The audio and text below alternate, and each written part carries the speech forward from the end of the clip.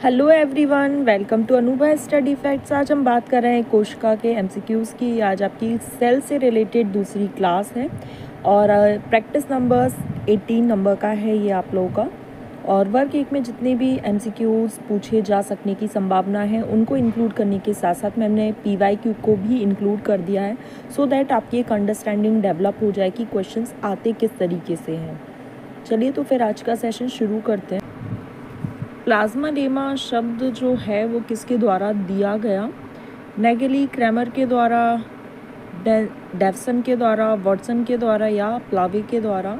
तो जो प्लाज्मालेमा टर्म है इज गिवन बाय प्लावे। ठीक है। नेक्स्ट है प्रोटीन और आरएनए जो सिंथेसिस होता है वो किस फेज़ में होता है? G1 में, G2 में, S पे? तो G1 फेज़ में, याद रखिएगा G1 फेज़ में प्रोटीन और आरएनए का संश्लेषण होता है। G2 फेज़ में आपके माइटोकॉन्ड्रिया नामक ऑर्गेनेल बनता है। S फेज़ में डीएनए रेप्लिकेशन होता है, हिस्टोन प्रोटीन का निर्माण होता है। कोशिका की खोज सबसे पहले किसने की? तो रॉबर्ट हुक ने की। डेड सेल की डिस्कवरी की थी इन्होंने, और किस किताब में इन्होंने सब कुछ इसके बारे में लिखा था? तो माइक्रोग्राफिया नामक पुस्तक में लिखा था। रॉबर्ट ब्राउन ने केंद्रक की खोज की थी। स्लीडन एंड स्वान ने मिलकर सेल थ्योरी दी थी। और एंटोनी वॉन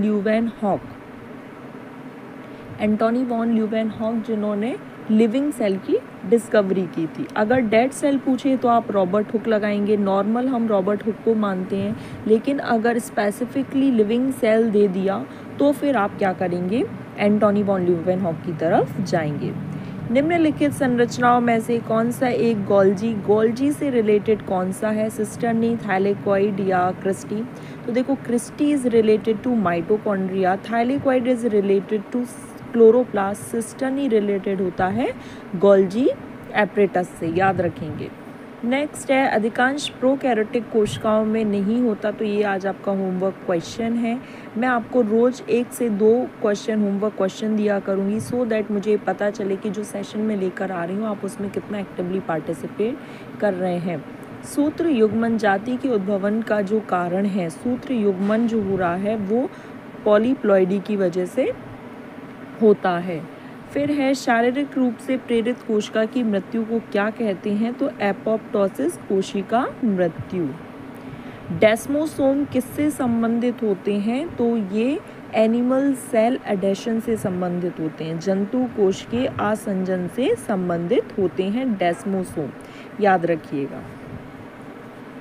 F1 कण कहाँ पाए जाते हैं? तो F1 कण माइटोकॉन्ड्रिया में पाए जाते हैं। ऑक्सीडेटिव फॉस्फोराइलेज और ETS इलेक्ट्रॉन ट्रांसपोर्ट सिस्टम के एंजाइम्स इसमें पाए जाते हैं, ये आप याद रखेंगे। राइबोसोम केंद्र मतलब किस चीज़ का केंद्र है? तो प्रोटीन सिंथेसिस होता है, rRNA और प्रोटीन से मिलकर बना होता है राइबोसोम प्रोकैरियोटिक और यूकैरियोटिक दोनों में होता है। प्रोकैरियोट में 70S होता है और यूकैरियोटिक में 80S होता है। और आप राइबोसोम से याद रखेंगे स्मॉलेस्ट ऑर्गेनेल है और इसके चारों तरफ कोई झिल्ली नहीं पाई जाती। ये सारे पॉइंट्स आप याद रखेंगे, राइबोसोम से बहुत ज़्यादा इंपॉर्टेंट है। चिकने अंतःप्रद्रव्य रेटिकुलम, तो सबसे पहले एंडोप्लाज्मिक रेटिकुलम जो है वो 2 प्रकार का है, स्मूथ एंडोप्लाज्मिक रेटिकुलम और रफ एंडोप्लाज्मिक रेटिकुलम। तो जो आपका स्मूथ एंडोप्लाज्मिक रेटिकुलम है वो होता है आपका लिपिड से संबंधित। चिकना वाला ही पूछा है तो अब देख लीजिए, लिपिड का संश्लेषण will be the correct answer. और रफ मतलब इसमें राइबोसोम पाए जाते हैं, तो ये प्रोटीन सिंथेसिस से संबंधित होता है। कोशिकांग जिसमें एक कोशिका में वायवीय श्वसन होता है, वायवीय श्वसन किस में होगा? तो माइटोकॉन्ड्रिया में। एक कोशिका में निम्नलिखित में से लघुत्तम, मैंने आपको अभी बताया था कि जो स्मॉलेस्ट सेल ऑर्गेनेल होता है वो कौन सा होता है? तो राइबोसोम को हम सबसे छोटा ऑर्गेनेल मानते हैं। सेल मेम्ब्रेन लेस होता है, प्रोकैरियोटिक यूकैरियोटिक दोनों में पाया जाता है। rRNA और प्रोटीन से मिलकर बना होता है। प्रोटीन सिंथेसिस ये करता है जिस वजह से इसे प्रोटीन फैक्ट्री कहते हैं। वायवीय श्वसन के दौरान सबस्ट्रेट स्तर फॉस्फोराइलेशन किस में है? तो कोशिका द्रव्य और माइटोकॉन्ड्रिया दोनों में। आज के लिए लास्ट है, ऑटोफेजिक वैक्यूल जो है वो क्या होते हैं। तो ऑटोफेजिक वैक्यूल जो होते हैं वो लाइसोसोम होते हैं।